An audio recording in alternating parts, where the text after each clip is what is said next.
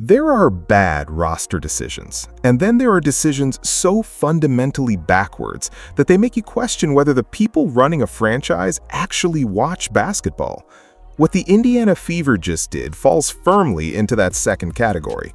They had a 6'4" shooter with a 7-foot wingspan sitting on their only developmental roster, a player perfectly built to complement the most exciting passer in women's basketball, and they let her walk.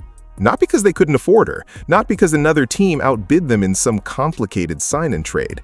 They let her walk because they chose to keep a 32-year-old backup center who averaged 3 points per game and 1 rebound in the playoffs. Let that sink in for a second. The reigning champions just called the Fever's bluff, and Indiana folded without even looking at their cards. This isn't just frustrating. This is the kind of decision that defines franchises. It separates organizations that are serious about winning from organizations that are comfortable existing in the orbit of a superstar without ever doing the hard work required to actually build something around her. And for Fever fans who have been screaming all season about floor spacing, about perimeter shooting, about giving Caitlin Clark the supporting cast she deserves, this one has to hurt in a very specific way. Because the answer was already there. It was already in the building, and they showed it the door. Let's start with exactly what happened, because the timeline here is damning on its own before you even get into the basketball arguments. On January 14, 2025, the Las Vegas Aces filed an offer sheet for Justine Pisu, who had been sitting on Indiana's developmental roster throughout the season. Under Wnba rules, the Fever had 24 hours to respond. All they had to do was promote her from the developmental contract to a standard roster spot. That's it. One decision, one move that costs them nothing extraordinary and keeps a young, high-upside player in their system. Instead, they declined. According to reports from Wnba transactions reporter Chloe Peterson, Indiana officially chose not to counter the Aces offer sheet. The reason? To retain Damiris Dantas, a 32-year-old center, 3 points per game, 1 rebound. That was the trade-off. That was the calculation someone in that front office made and apparently felt good about. Pisu is now earning $150,000 for the remainder of the season playing for the best team in the Wnba. The week before, she was making $700 a week in Indiana. The Fever didn't lose a roster battle here. They lost a values battle. They showed in the clearest possible terms what they prioritize, and it isn't winning. To understand why this decision is so maddening, you have to understand who Justine Pisu actually is and what she brings to the floor. At 6'4" with a 7-foot wingspan, she isn't your typical developmental prospect hoping to carve out a role as a bench piece. Her physical profile alone is something teams spend years searching for. She has the size to play and defend on the wing, the length to disrupt passing lanes and contest shots without fouling, and the shooting range to pull defenders all the way out to the three-point line. She can pull up from 25 feet. She moves without the ball intelligently. She can finish through contact when defenders close out too aggressively. And she does all of this without needing the ball in her hands to be effective.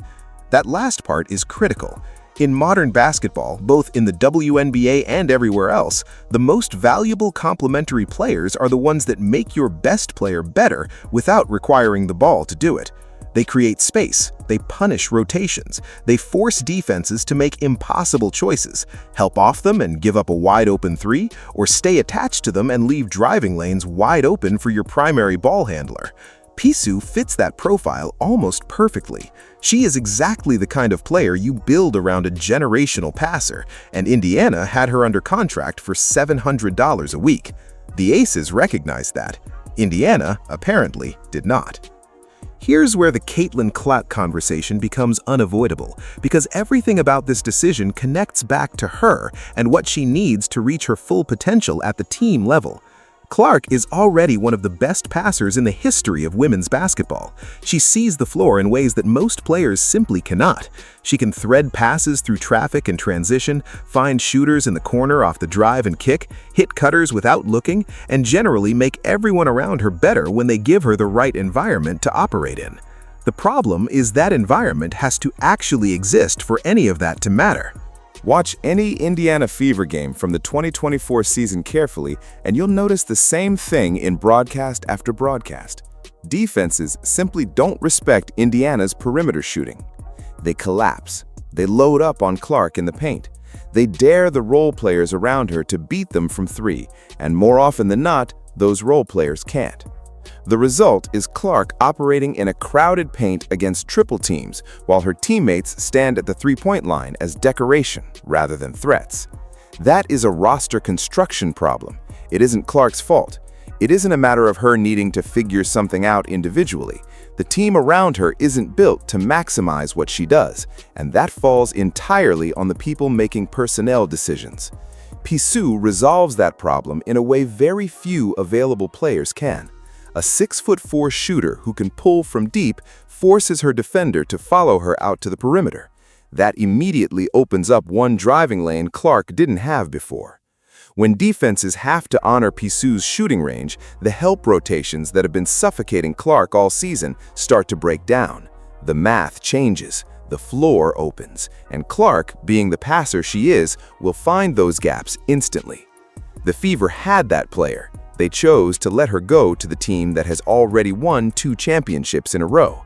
It is genuinely difficult to overstate how backwards that is. What makes this situation even harder to digest is that the Fever's failure with Pisu didn't start in January. It started in the preseason. And what happened there tells you everything you need to know about how this organization approaches roster development.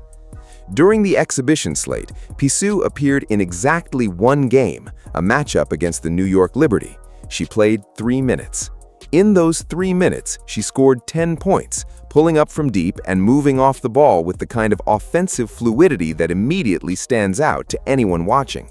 She was showing precisely the type of mobility and shooting ability that modern basketball rewards, and anyone paying close attention could see she belonged on a real roster. Then she never played again in the preseason, not a single minute in any other exhibition game. Think about that for a moment. You have a young player who just went out and proved in 3 minutes that she can produce at this level, and your response is to pull her off the floor entirely for every remaining preseason opportunity. The explanation that has circulated since is as troubling as the decision itself. The Fever were reportedly trying to keep her hidden. The logic being that if other teams didn't see her play, they wouldn't realize how good she was, and Indiana could keep her on the cheap developmental deal without anyone coming to poach her. It is the most archaic, counterproductive approach to roster management imaginable.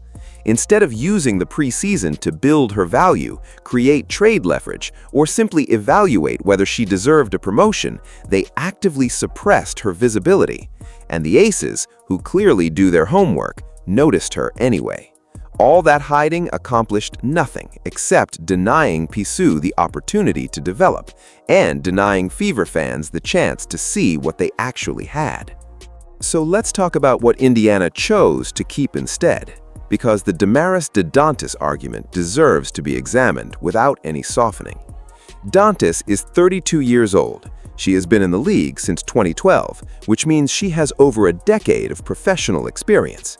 And if you believe the veteran presence argument that experienced players provide leadership, stability, and playoff wisdom that younger players can't replicate, then on paper you might understand why a front office keeps someone like her around. Except the results don't support it. In the 2024 playoffs, Dantas averaged 3 points and 1 rebound per game. The Fever were swept in the first round. Whatever leadership she was providing in that locker room, it did not translate into a single playoff victory. The veteran presence argument only holds weight when the veteran is actually making a meaningful impact on outcomes, and there is no honest reading of those numbers that suggests she was. Beyond the statistics, Dantas wasn't even playing significant minutes. She was appearing in spot situations, garbage time rotations, foul trouble substitutions, the kinds of moments that don't affect games in any meaningful way.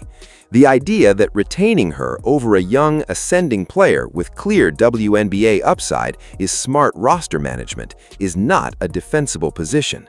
It is the kind of decision that happens when an organization values familiarity over growth, when comfort with the known wins out over the harder but more productive work of developing talent and building something new.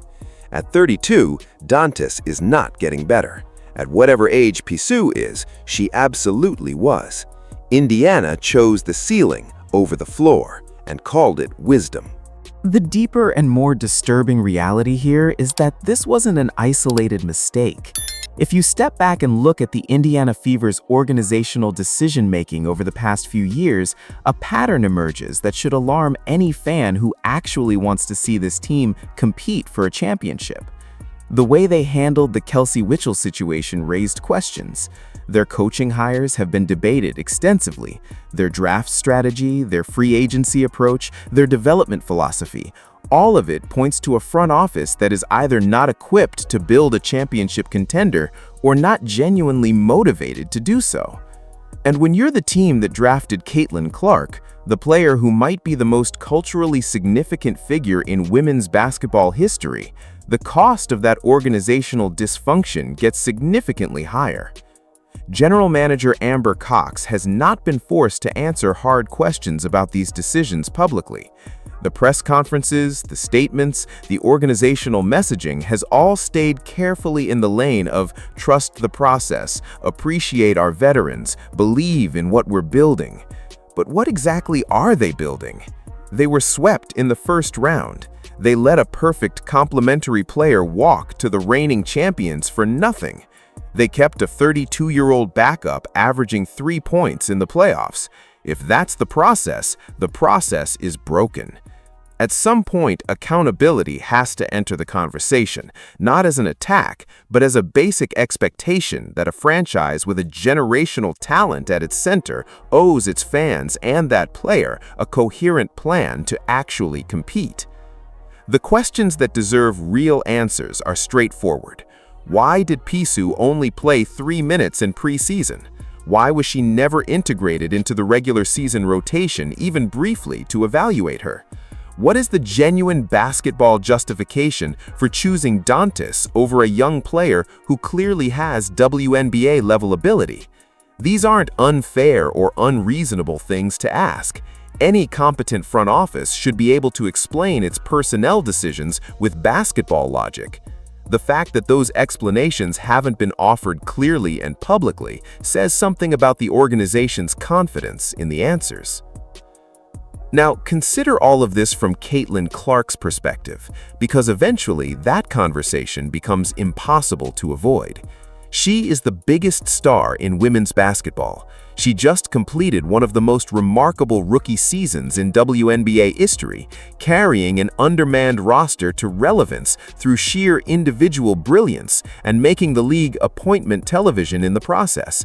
She did everything right. She showed up, she competed, she elevated the entire organization's profile, and she gave the front office every possible reason to invest seriously in building something around her.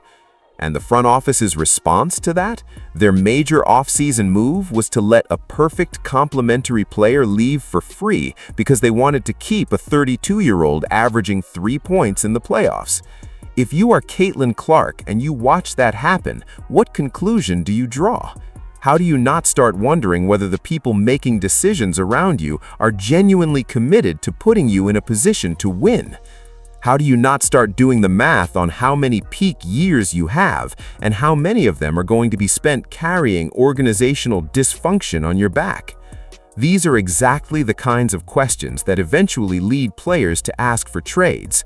These are the doubts that accumulate over time until a superstar decides that loyalty to an organization is a one-way street they can no longer afford to walk. The Fever front office should be thinking about that every single day, and the Pisu decision suggests they aren't. Meanwhile, Justine Pisu lands in Las Vegas and walks into almost the opposite situation in every meaningful way. The Aces have won back-to-back WNBA championships. They have A'ja Wilson, who is virtually certain to win another MVP award, giving Pisu an immediate example of what elite professionalism and competitive excellence looks like up close. Their coaching staff is among the most respected in the league. Their front office clearly understands how to evaluate talent, build rosters, and develop players. They just proved that by identifying Pisu while she was being hidden in Indiana and moving decisively to get her. She goes from $700 a week to $150,000 for the remainder of the season. She goes from 3 minutes of preseason action to real minutes on a championship-caliber team. She goes from an organization that didn't value her to one that went out of its way to acquire her. In 2 or 3 years, when Pisu is a genuine rotation piece on a winning team and potentially a part of another Aces championship run, Indiana fans are going to remember January 2025 very clearly. They are going to remember that their front office had this player, recognized that the Aces wanted her badly enough to file an offer sheet, and still decided she wasn't worth a standard roster spot. That memory is going to be painful, and it should be, because it was entirely preventable. The Fever had options at every stage of this process. They could have promoted her at any point during the season. They could have used her in rotation to build her value and evaluate her fit alongside Clark. They could have matched the offer sheet when the Aces came calling.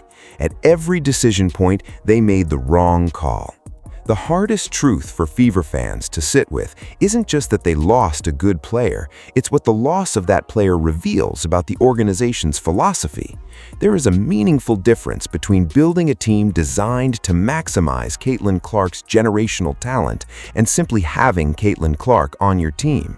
The first requires difficult decisions, uncomfortable roster moves, a willingness to let go of familiar veterans in favor of younger players who fit the system better, and a genuine strategic vision for what you're trying to build.